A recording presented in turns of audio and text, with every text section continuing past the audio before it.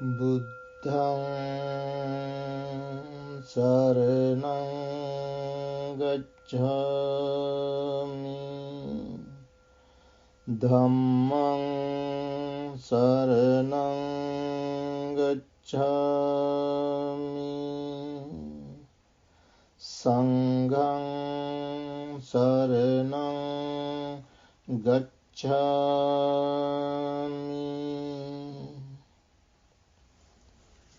Friends, tonight let's all study, investigate and practice the real words of the Buddha. The real words of the Buddha is what we call Buddha Dhamma, Buddha's teaching. These teachings are available in the original discourses. If we want to understand the real words of the Buddha, we have to read, study, investigate, do our own exploration, referring to the very words, the original teachings of the Buddha. Whenever we read the original teachings, we can understand the Dhamma, the sublime Dhamma.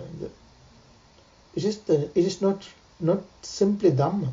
It is the sublime Dhamma, Sad-Dhamma. Dhamma, the teaching, like gems, precious gem. Tonight, we have another special discourse from the connected discourses of the Buddha, Saṅyutta Nikāya. The discourse, first book, the sutta number is 23. The name of the discourse is Tangle. Tangle. Tonight our topic is how to disentangle this tangle. Means there is a tangle, not outside, not out there,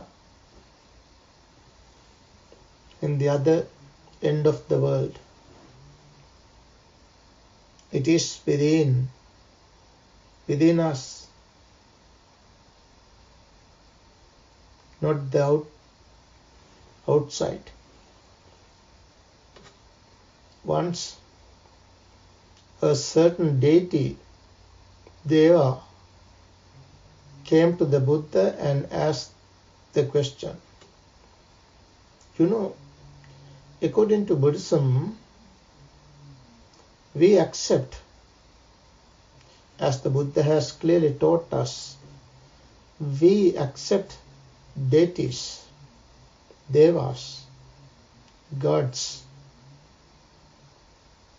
not the creator God, but gods, many. There are 6 different heavens where these celestial beings are dwelling, are living. In the 6 heavens, not only there, some deities are living around us. Deities, devas, are invisible beings. They are manifesting, they are appearing and disappearing. They have no physicality, physical form like us.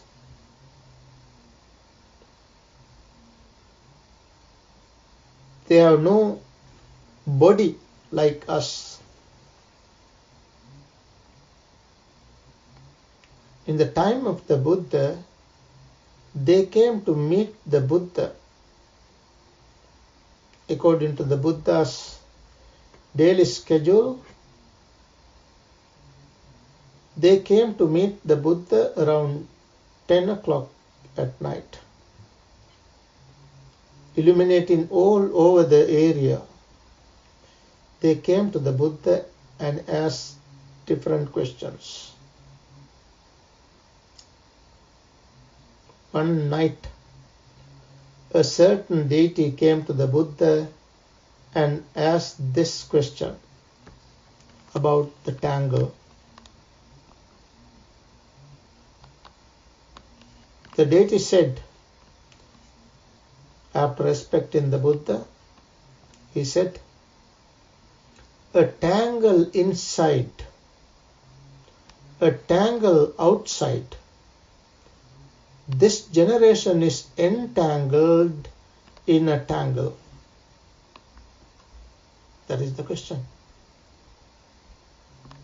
He asked, I ask you this, O Gautama. Who can disentangle this tangle? That is his question. A tangle inside, a tangle outside. This generation is entangled in a tangle. I ask you this, O Gautama. Who can disentangle this tangle?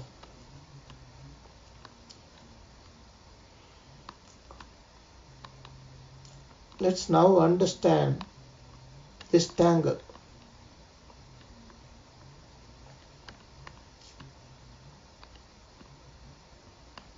As the Buddha said,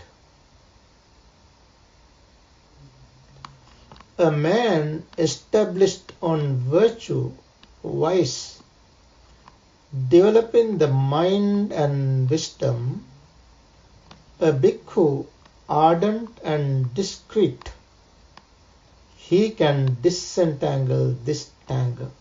That is the Buddha's answer. Further, the Buddha said, those for whom lust and hatred along with ignorance have been expunged, the arahants with taints destroyed, for them the tangle is disentangled. Where name and form ceases, stops without remainder, and also impingement and perception of form. It is here, this tangle is cut. No more tangle.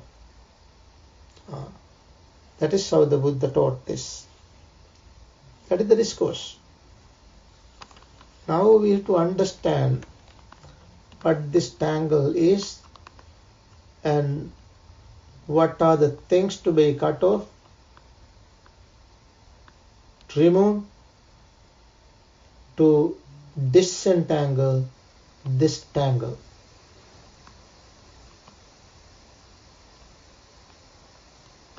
The deity said in Pali, I like to use that also a little bit. Pali is all right. Anto jata, bahi jata, jataya jatita paja, tantang gotama puchami, ko imang vijataye jatang. Like that. Inside, tangle inside. Outside, tangle. So there are two tangles. What are the inside tangles? Inside tangles are the 6 sense bases. Which is tangle. Eyes, ears, nose, tongue, body and the mind. These six are interwoven with our consciousness, tighten with our consciousness, because consciousness is all the time jumping from one to another.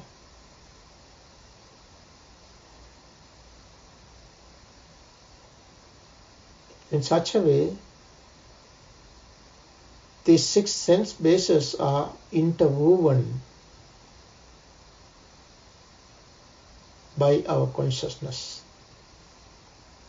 That is how the tangle, it becomes, these six sense bases become a tangle. Then what is outer tangle? Outer, the tangle outside. The tangle outside is the external six bases. External six bases means not completely away, far distance, not away from this body. The external base is the form that we take from the external object, not necessarily the form object, sound object, the smell object, taste object, tangible object, and mental object. Those six are external bases. That is the external tangle, outer tangle, outside tangle. Outside means it is the internally we have sense base.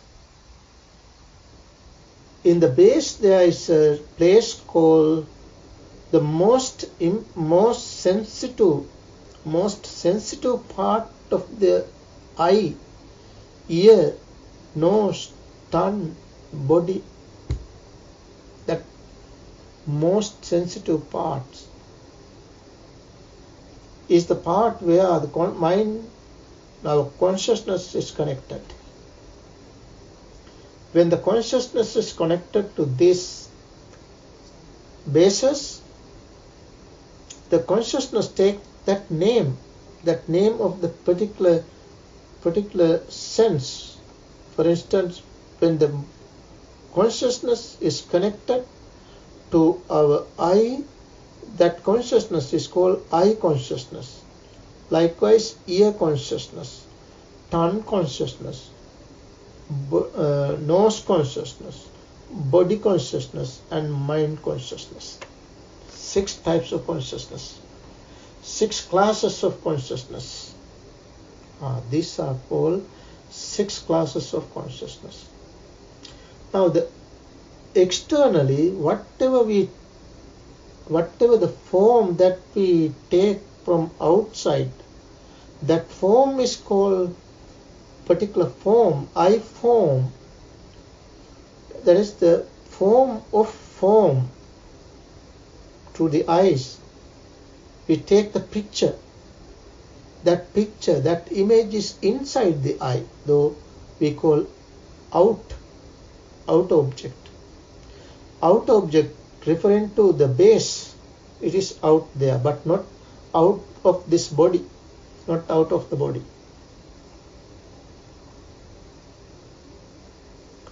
So form of form, then form of sound, form of smell, form of taste, form of tangible, form of mental object. So that form is the form of the 5 aggregates. There are 5 mental aggregates, which are called 5 aggregates: form, feeling, perception, volitional formation and consciousness.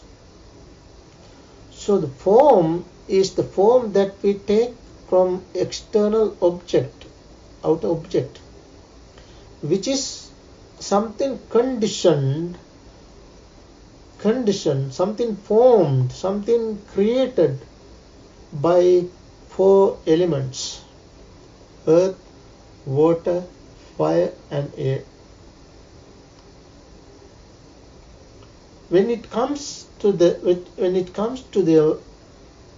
internal base, it is a form, but it is not a form created, form conditioned by the four elements.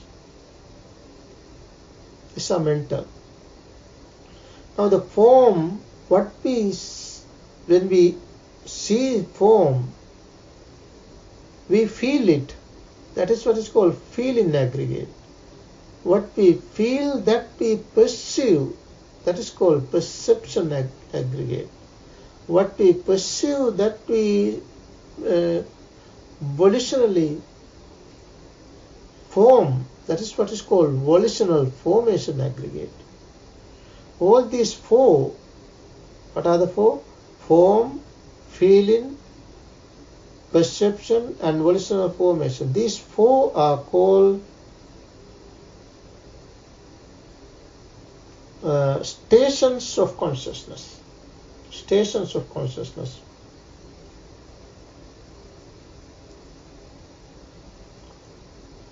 These four, and these four are always detected by consciousness. Detected by consciousness. That is how we have to understand this.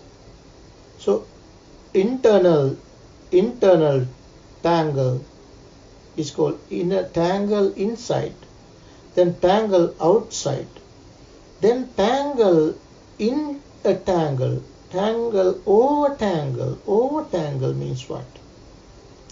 Over tangle means this consciousness together with mentality and materiality and the five aggregates, they all are here inside.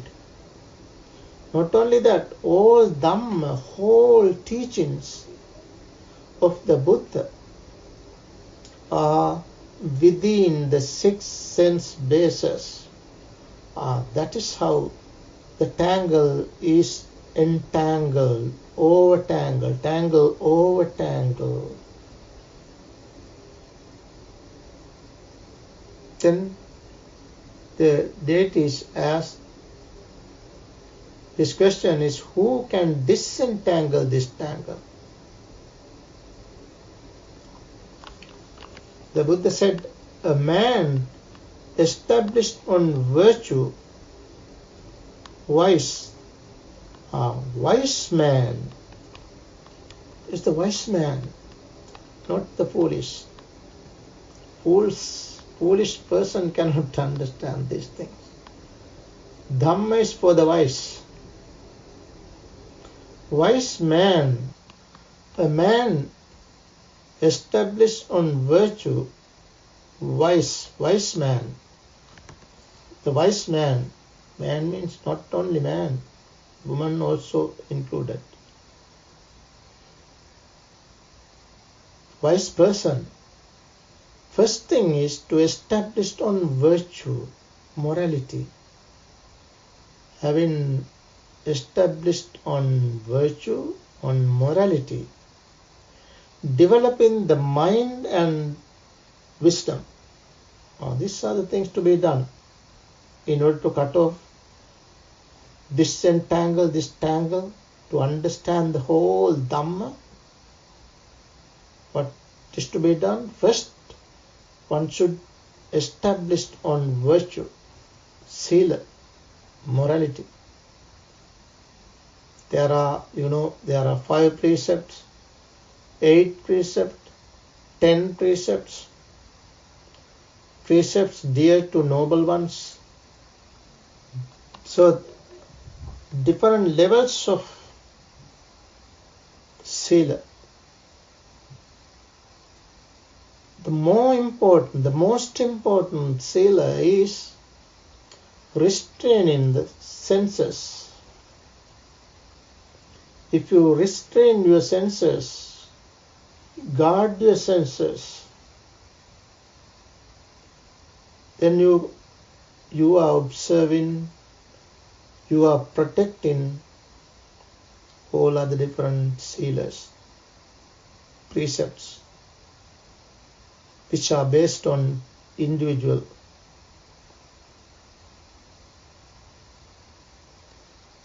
We to control our self. So the first thing is Sila. Sile Patithaya, having established on morality, the wise person start to develop mind. What is develop in mind? Develop in mind here means develop in concentration. Concentration meditation. You see? Without concentration, we cannot practice insight. First, develop in mind, means develop in concentration. Then wisdom. What is wisdom? Wisdom meditation means insight meditation. So we have to practice, develop both concentration and insight. These two should go together. According to the teachings of the Buddha, these two should go together, in tandem, hand in hand. Concentration meditation and wisdom meditation, insight meditation. Simply, if one is practicing only concentration meditation, that leads to jhana and different attainments. Eventually one can come to the level, come to the state, the highest level, the way, the distance that the person can reach is the state of neither perception nor non-perception. No more. No attainment of different stages of the holy life, like stream enterer, once returner, non-returner, or arahantship. These are impossible simply practicing concentration meditation. One has to practice insight meditation, wisdom meditation to gain these different stages of the holy life. That is by cutting off all sort of craving, taints free. One should be a taints free one, taintless one. So first establish on Sila, then practice concentration meditation and switch to insight. That is the Buddha's instruction here. A bhikkhu, ardent and discreet, the bhikkhu, such a person who is practicing in this way, this manner, is not a simple person. He is a bhikkhu.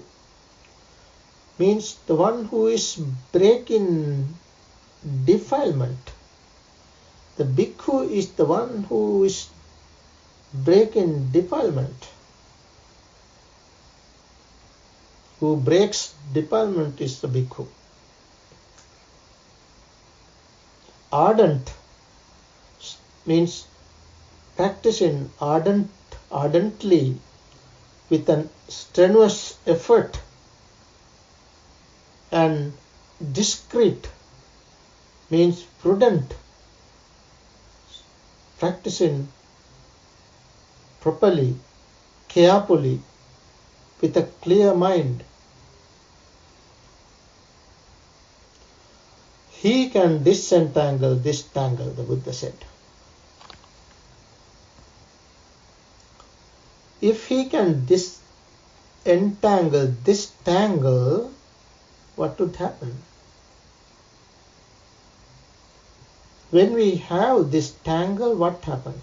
It is to be also understood. If we have this tangle, I have mentioned here, we grasp it. We grasp these 5 aggregates. We take this form as this form is I am. Oh, I have been formed by this form. This form is in me. Oh, I am in this form. 4 different ways. We cling to these 5 aggregates. 4 in each. That means 4 multiplied by 5. How many? How many times? 20 times. That means we are clinging to 5 aggregates in such a way, grasping as mine, me, myself, these 5 aggregates. With that, we have personality belief.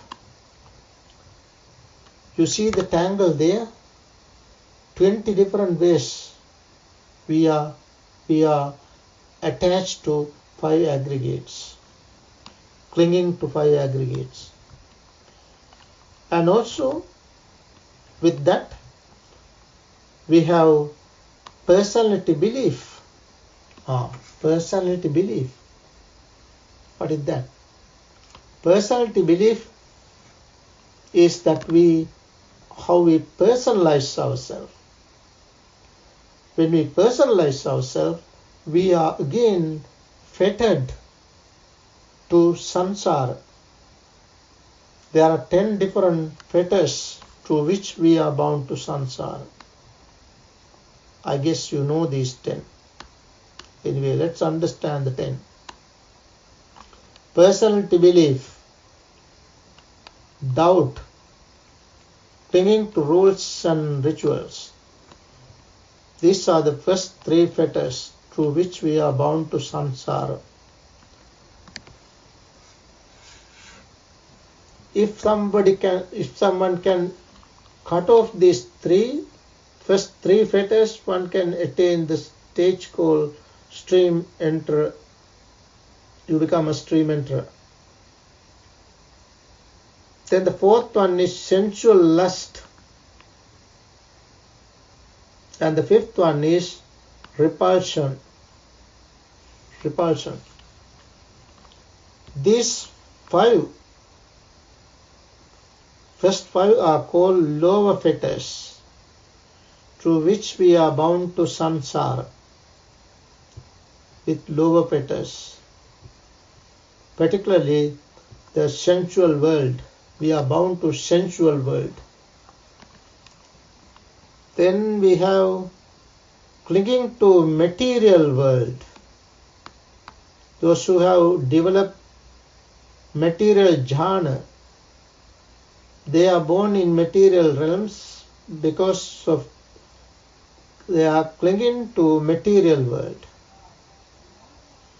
And those who have developed immaterial jhana, they will be born in immaterial jhana, immaterial world.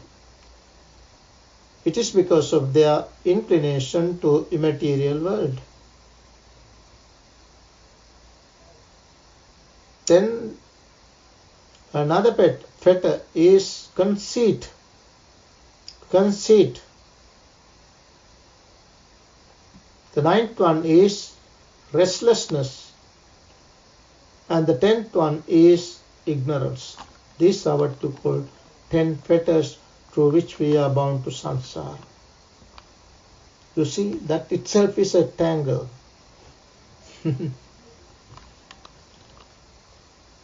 Then this Buddha further said, those for whom lust and hatred along with ignorance have been expunged. Lust and hatred. As long as we have lust and hatred, we are not free from defilement. Sensual lust, hatred. Both these are arising because of ignorance. Because of ignorance.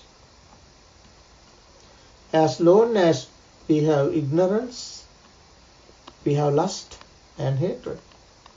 What is ignorance? Ignorance means not knowing the Four Noble Truths.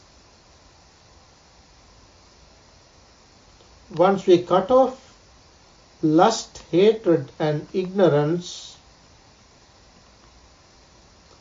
they have expunged. Once they have expunged here means cut off, removed. Those who have removed this, what are these? Lust, hatred and ignorance are the arahants, the enlightened ones. They have destroyed their taints. What are the taints? Asava. Asava, the most subtlest form of defilements. Asava. There are three types of asava. Taints of sensuality, taints of ignorance, and taints of existence.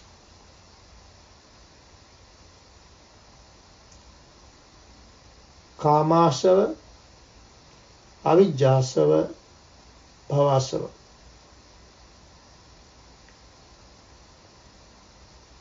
Once we can destroy these taints, we can disentangle this tangle. Inner tangle, outer tangle, tangle over tangle. This whole tangle is disentangled by the Arahant, the enlightened one. Enlightened one. Further, the Buddha said, where name and form ceases, stop without remainder, and also impingement and perception of form, it is here this tangle is cut, done, finished. Name and form. This name and form should be understood clearly. Buddha's explanation is given very clearly in the original discourses. But unfortunately, later on, with the development of our literature, Buddhist literature, later on, name and form are differently interpreted by tradition. This is why, friends, we have to go to the original teachings and understand the very words of the Buddha. According to the Buddha's very word, name, that is mentality. Mentality. Nama in Pali. Nama. Nama means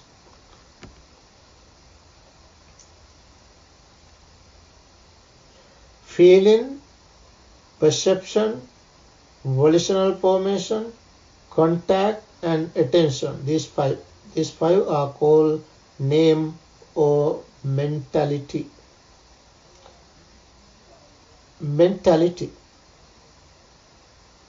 Then form, rupa. What is rupa? Rupa means four elements: earth, water, fire, air, or their derivatives. Means whatever manifested with the support of those four elements. That is what is called name and form.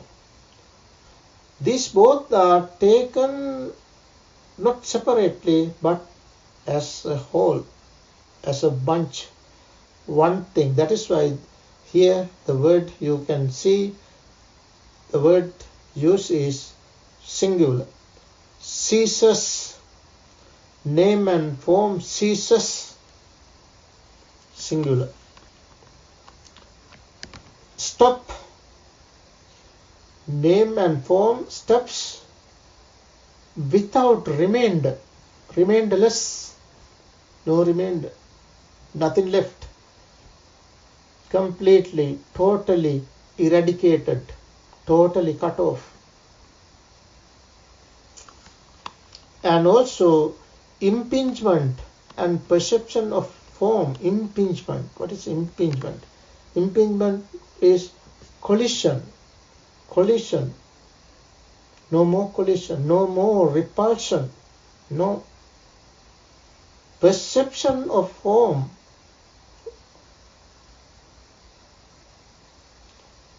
Rupa sanya. Perception of form. No such forms. No such repulsion. Nothing. It is here, this tangle is cut. What is this? That is the supreme bliss of Nibbana. One day,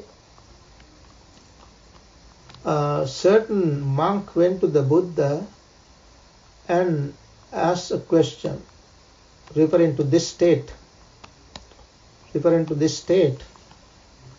which is free from name and form. Stop remainderlessly the state of real bliss, highest bliss, Nibbana. The monk, according to the Kevadda Sutta of the Lone Discourses of the Buddha, he went to the Buddha and asked, where do earth, water, fire and air no footing find? Where are lone and short, small and great, fair and foul? Where are name and form wholly destroyed? Where do they cease? His question is that. No water, no air, no fire, no wind. No short, no lone, no fair or foul, no name, no form. What is that place? Where do they completely cease? That was his question. The Buddha said, where consciousness is signless, boundless, all luminous, that is where earth, water, fire and air find no footing. They are both lone and short, small and great, fair and foul. Their name and form are wholly destroyed. With the cessation of consciousness, this is called destroyed. With the cessation of consciousness, what is that consciousness? That consciousness is the luminous consciousness of the enlightened one. With the cessation of that, no more such things. That is the meaning.